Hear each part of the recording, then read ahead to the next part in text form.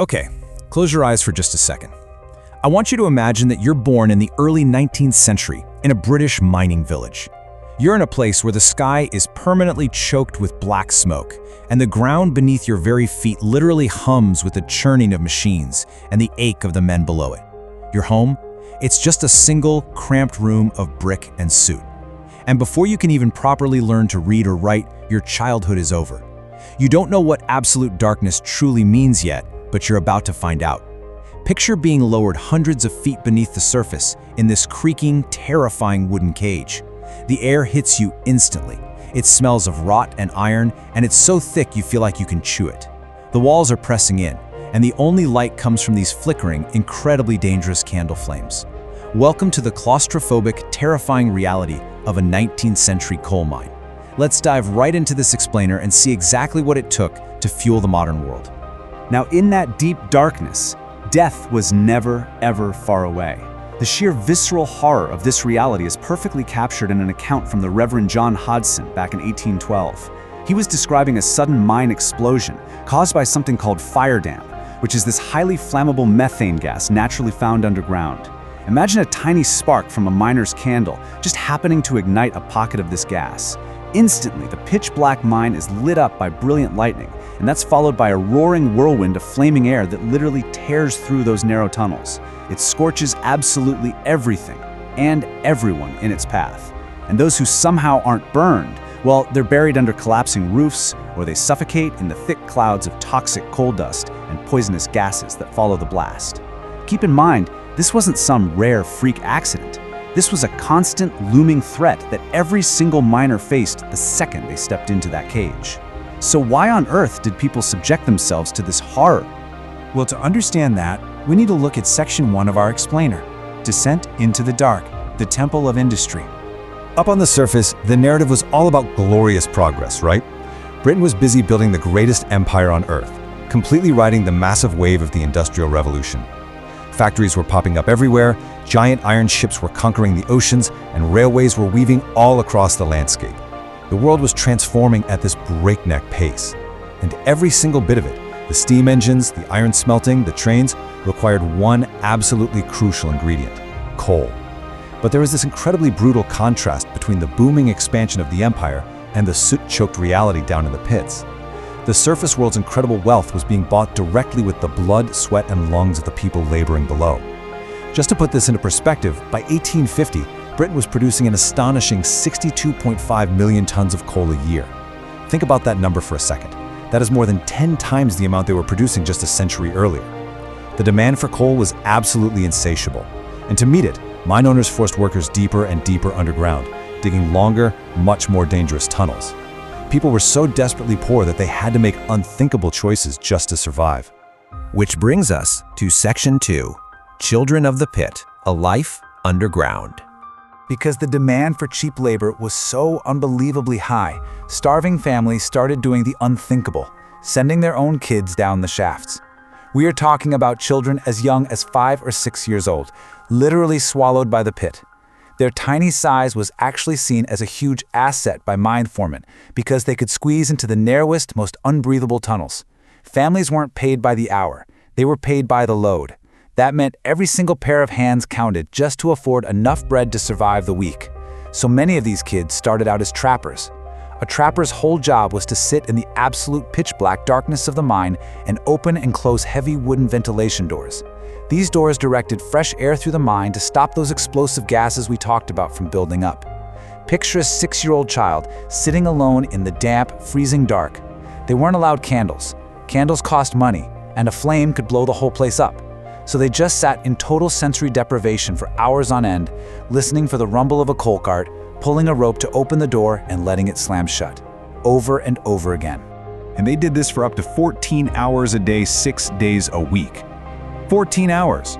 The agonizing reality of this existence is honestly hard to even wrap your head around. Imagine never seeing the sun, except maybe for a few hours on a Sunday. These kids were systematically broken by the darkness. Their skin turned permanently gray from the ingrained dust, their growth was completely stunted, and their spirits were totally crushed. They were, quite literally, buried alive for most of their waking lives, trading away their childhoods just to keep the country's engines running. The profound tragedy of this is captured perfectly in this heartbreaking first-hand account. Listen to this. This is John Saville, a 7-year-old trapper, speaking to government investigators in 1842. He told them, "I never see daylight now except on Sundays. I never heard about God." He went on to say that if he accidentally fell asleep in the dark, the miners would squeeze him against the heavy door as punishment, or a cold truck would literally run over his leg. He was 7 years old. His entire existence had been swallowed by the dark. He didn't know his letters, he hadn't been taught to read, and his whole worldview was confined to a pitch-black tunnel. And that leads us to Section 3, the belt and chain, the daily grind. Because as horrific as being a trapper was, that was just the beginning. As these kids got slightly older, around 8 or 9, they got too big to just sit by the trap doors, but they were still small enough to fit into the low tunnels. So they were forced into even more agonizing physical labor, doing jobs that would permanently deform their little bodies. They became what was known as a hurrier. A hurrier was essentially used as a human draft animal. They pushed and pulled heavy wooden or iron coal tubs weighing hundreds of pounds through passages that were often less than a meter high. They couldn't even stand up. They had to crawl on their hands and knees, dragging these massive carts using something called a gus belt. This was a thick, raw leather belt strapped incredibly tightly around their waist, with an iron chain passing between their legs, hooking onto the heavy tub behind them. The chain constantly bit into their stomachs and rubbed their skin completely raw. Some of them even had to push with their heads until they wore the hair right off their scalps. And this gruesome work wasn't just reserved for young boys. Women were subjected to it too. Take a second to listen to this devastating testimony from Betty Harris. She was a 37-year-old drawer, which is just another term for a hurrier. She told the inspectors, "I have a belt round my waist and a chain passing between my legs, and I go on my hands and feet. The belt and chain is worse when we are in the family way." In the family way. She's talking about doing this agonizing, bone-crushing work while heavily pregnant. She described the pit as terribly wet, with freezing water constantly rushing over her clogs, sometimes up to her thighs. She worked in soaked, freezing clothes for 12 hours a day, literally scraping the skin off her body. She even told the inspectors about women who would go home, give birth, and be forced to return to the mine in less than a week. The resilience of these people is absolutely astounding, but the cruelty of the system is just unforgivable. Which brings us to Section 4, fire, water, and dust, the inescapable dangers. Because beyond the backbreaking daily grind we just talked about, these miners lived in a state of constant, inescapable peril. Survival was never guaranteed. The mine was basically a ticking time bomb of natural hazards, fire, water, and invisible poisons that could snuff out your life in a fraction of a second. Remember that fire damp gas from earlier? Well, in May 1812, at the Felling Colliery in northern England, a catastrophic fire damp explosion ripped right through the mine. 92. That is the horrific human toll of that single disaster. 92 men and boys were instantly killed, either scorched to a cinder or crushed under tons of collapsed rock. The blast was so unbelievably powerful that it actually shook the ground like an earthquake for half a mile in every direction, and it plunged the neighboring village into a twilight of falling, burning coal dust. It took crews over a month just to clear the toxic gases enough to go back down and recover the bodies. And look, if the fire didn't get you, the water absolutely could. In 1838, the Husker Colliery disaster completely shocked the nation. A sudden, violent thunderstorm struck the area, and a swollen stream overflowed directly into a ventilation drift of the mine. This massive wall of cold, muddy water rushed down into the pitch-black tunnels where the kids were working. 26 children, 11 girls, and 15 boys, some as young as 8 years old, were trapped in the dark and drowned. They never stood a chance. It was actually this specific, terrifying event that finally brought the horrific realities of the mines to the attention of the highest levels of British society. But there was another danger down there, one that didn't arrive with a thunderous explosion or a sudden flash flood. It was an invisible, very slow killer. Coal workers' pneumoconiosis, which you probably know as black lung. See, every single breath a miner took pulled microscopic, razor-sharp particles of coal and silica dust deep into their lungs. Over the years, this dust just embedded itself into the tissue, causing the lungs to literally harden and scar. It was completely incurable. Miners would develop severe shortness of breath, a chronic hacking cough, and progressive massive fibrosis. Eventually, their lungs would sound like gravel rattling around in a bucket, and they would slowly, painfully suffocate from the inside out.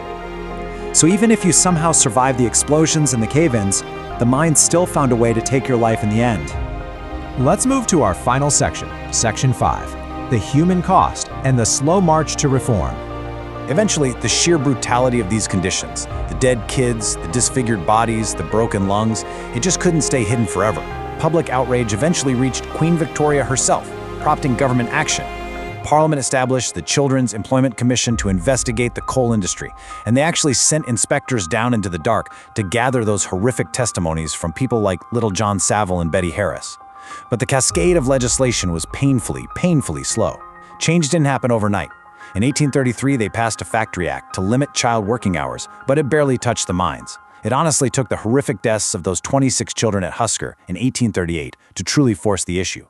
Finally, driven by the shocking findings of the Parliamentary Commission led by Lord Ashley, the government passed the Mines and Colliers Act of 1842. This was a landmark piece of legislation that strictly forbade women and girls of any age from working underground and introduced a minimum age of 10 for boys. It was a massive step forward for sure, though it's pretty sobering to think that a 10-year-old boy was still considered totally fit for the pit. So, with women and the youngest kids legally removed from the hardest underground haulage labor, a new workforce had to be brought in: the pit ponies. By the mid-19th century, horses and small ponies started filling the tunnels, taking over that brutal work of pulling the heavy coal tubs. But you know what? Their lives were often just as miserable. They endured the exact same dark, terrifying environment, constantly scraping their heads and backs raw against the low tunnel ceilings, suffering horrible injuries, and breathing that same toxic dust. Many miners, though, actually bonded deeply with these animals. They treated them with immense kindness, knowing that they were down in the darkness together, entirely relying on each other just to survive another day. As we wrap up this explainer, I want you to really stop and think about something. When we look back and marvel at the incredible advancements of the Industrial Revolution, the expanding railways, the massive steamships, the actual birth of our modern mechanized world, we have to remember what powered it all. It was fueled by thousands of nameless, faceless workers. It was the 7-year-old boys sitting in absolute darkness for 14 hours a day, the pregnant women dragging chains on their hands and knees, the men whose lungs turned to literal stone. They were the ones who sacrificed their health, their childhoods, and very often their lives in the terrifying depths of the earth.